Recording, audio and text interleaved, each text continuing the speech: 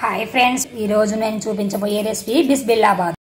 కందిపప్పు 1, బియ్యం 2 బాగా శుభ్రంగా కడిగి 1కి 4 ఎసురు వేసుకోవాలి. నేను 1 కందిపప్పు 2 బియ్యము అంటే 1.5 గ్లాస్ వేసుకున్నాను. నేను 3, 4, 5, 6 గ్లాసులు ఇలాగా బియ్యంలో ఎసురు వేసుకున్న తర్వాత నేను నైట్ నానబెట్టి పెట్టుకున్నాను శనగలు, బఠానీలు. ఇవి శుభ్రంగా ఒకసారి కడిగి పెట్టుకున్నాను. ఇందులోనే వేసేయాలి. మన ఇష్టం అండి, ఇవి ఆప్షన్లు. వేసుకుంటే చాలా బాగుంటుంది. అలాగే తరిగి పెట్టుకున్న ఆలుగడ్డ, అలాగే తరిగి పెట్టుకున్న టమాటా, తరిగి పెట్టుకున్న ఆనియన్ పీసెస్ ఇందులో వేసేసి కొంచెం పసుపు వేసేసి కుక్కర్లో పెట్టుకొని 4 విజిల్లు రానిచ్చుకోవాలి.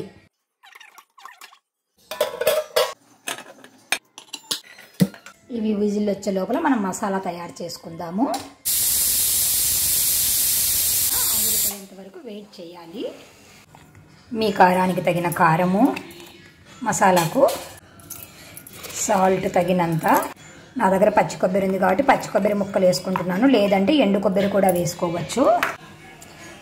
4 లవంగాలు, అది మీ మసాలాకు పట్టి వేసుకోవచ్చు. ఎక్కువ కావాలంటే ఎక్కువ కూడా వేసుకోవచ్చు. కొద్దిగా చెక్క ఇట్లా చిన్న చిన్నగా చేసుకొని వేసుకోవాలి. మిక్సీకి పట్టేటప్పుడు బాగా మెదుగుతుంది.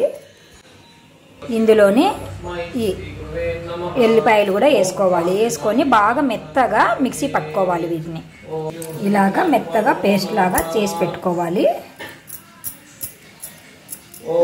మనకు షాపులలో దొరుకుతాయి బిస్బిల్లాబాద్ పౌడరు, అవన్నీ నాకు నచ్చవు. నేను ఇంట్లోనే మసాలా తయారు చేసుకుంటాను. ఇందులోనే అల్లం వెల్లుల్లి పేస్ట్ వేసుకోవచ్చు, లేదు అంటే నేను ఇవి వేసాను కాబట్టి ఆఫ్ చేసుకోవచ్చు.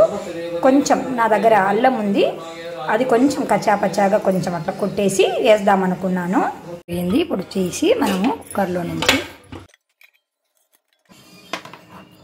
ఇలా ఉడికింది కదా, కొంచెం వాటర్ కూడా ఉంది. ఇప్పుడు మనము ఈ మసాలా ఇదంతా వేసుకున్నప్పుడు ఈ వాటర్ అంతా కూడా తగ్గుతుంది. బాగా ఇలా గంటెతో మెత్తగా అనుకోవాలి.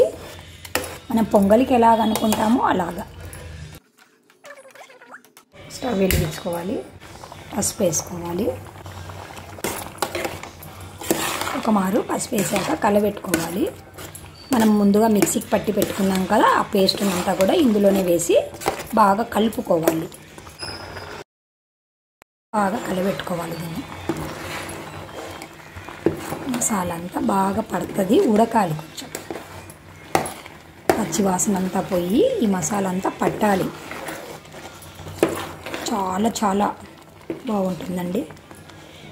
నేనైతే ఉదయం టిఫిన్కి తింటాను, మధ్యాహ్నం భోజనంలో కూడా తింటాను. చాలా ఇష్టం నాకు, చాలా టేస్టీగా ఉంటుంది ఫ్రెండ్స్. మీరు కూడా తప్పకుండా ట్రై చేసి మీకు ఎలా వచ్చిందో మాకు కామెంట్ రూపంలో తెలియజేస్తూ ఉండండి ఫ్రెండ్స్.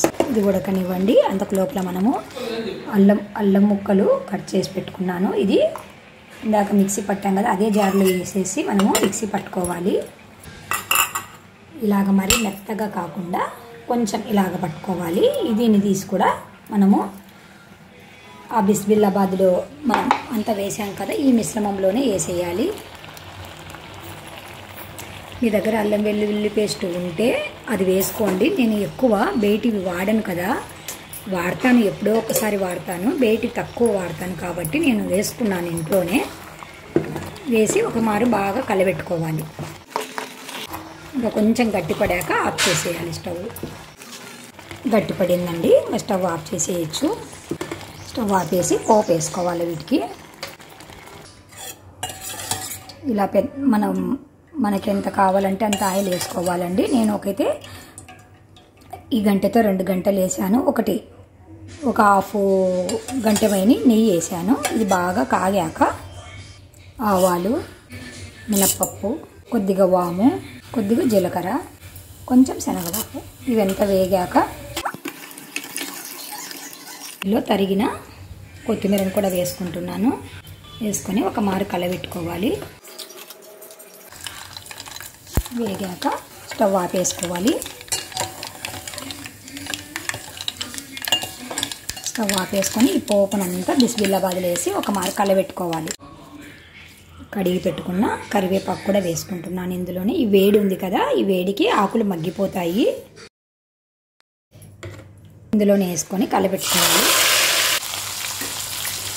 చాలా చాలా టేస్టీగా చాలా బాగుంటుందండి. తప్పకుండా మీరు ట్రై చేస్తూ ఉండండి ఫ్రెండ్స్. నేను చూపించే ఏ వంటలైనా కూడా సింపుల్గా ఉంటాయి, విటమిన్స్తో కూడుకుంటాయి.